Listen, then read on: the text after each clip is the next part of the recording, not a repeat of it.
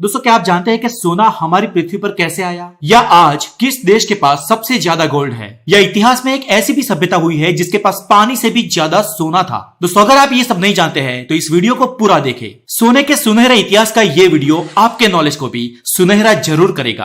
प्राचीन मिस्र वासियों ने सोने को जमीन से निकालना शुरू कर दिया था और उस वक्त से आज दिन तक मानव जात ने करीब 1,25,000 टन सोना प्राप्त किया है।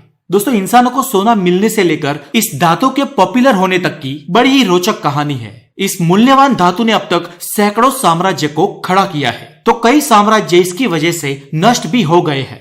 तो आइए आज जानते हैं गोल्ड के गोल्डन इतिहास की वो अनकही कहानी जो आपने आज तक शायद ना कहीं पढ़ी होगी और ना ही कहीं सुनी होगी। कीमती धातु हम इंसानों के हाथ लगी, ये वाकई में एक चमत्कार था, क्योंकि पिछले 4 अरब सालों में पृथ्वी का लावा जैसे जैसे ठंडा हुआ वैसे वैसे पृथ्वी की ऊपरी सतह पर एल्यूमिनियम, मैग्नीशियम, पोटेशियम, सोडियम और कैल्शियम जैसे तत्व बाहर निकले और लोहा, तांबा, मर्क्यूरी, प्लेटिनियम और सोने जैसी धातुएं पृथ्वी के पाताल में चली गई। जमीनी सतह पर इसका नामो निशान न था और ये धातुएं हमेशा शायद पृथ्वी के गर्भ में दब कर रह जाती। लेकिन चमत्कार ये हुआ कि शुरुआती दौर में बार बार हुए ज्वालामुखी विस्फोटों ने इन धातुओं को लावा के जरिए बाहर निकाल दिया और इस तरह सोने के कण पृथ्वी के महासागरों में, खदानों में और रेत में स्प्रेड हो गए और ये कुछ जगह पर कम और कुछ जगह पर बहुत ज्यादा मात्रा में पाए जाने लगे।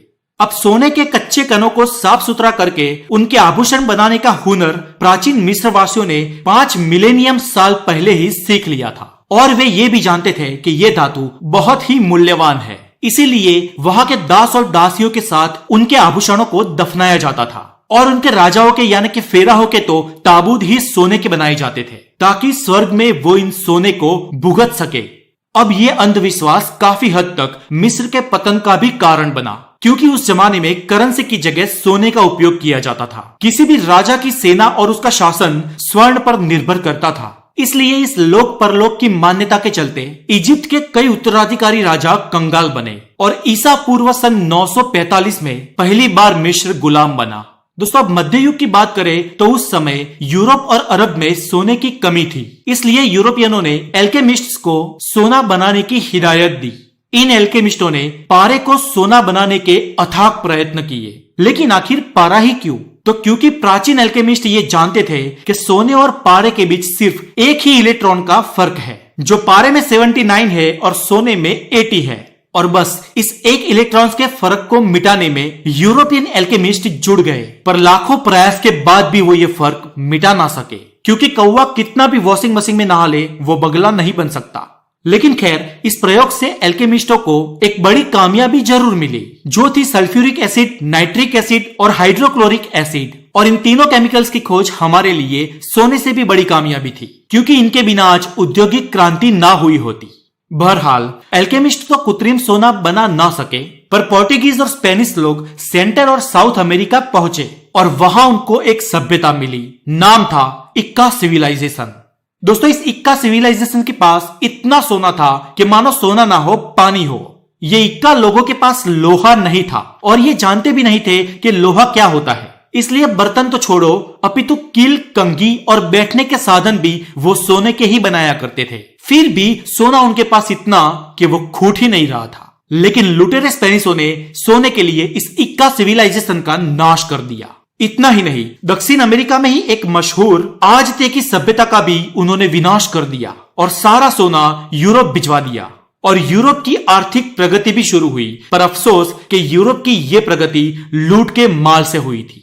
उसके बाद 24 जनवरी 1848 के दिन जेम्स मार्शल नाम के एक यूरोपियन को अमेरिका के कैलिफोर्निया नाम के स्टेट में वहां की नदी की रेत में सोने के बहुत मात्रा में कण मिले और वहां कुछ ही महीनों में 55,000 की आबादी वाला येरबा बुएना नाम का एक शहर बस गया और इस पीली और चमकदार धातु का भंडार अमेरिका में भी बढ़ने लगा। उसके बाद साइबेरिया में भी सोना मिला और रशिया भी स्वर्ण जड़ित हुआ और उसके बाद साउथ अफ्रीका भी सोने की 5 खदानों के कारण समृद्ध हो गया और ब्रिटेन ने कॉमनवेल्थ कंट्रीज में लूट मचा के सोना हासिल किया। तो दोस्तों, इस तरह सोने के कुबेर भंडार कहे जाने वाले देशों के पास सोना पहुंचा।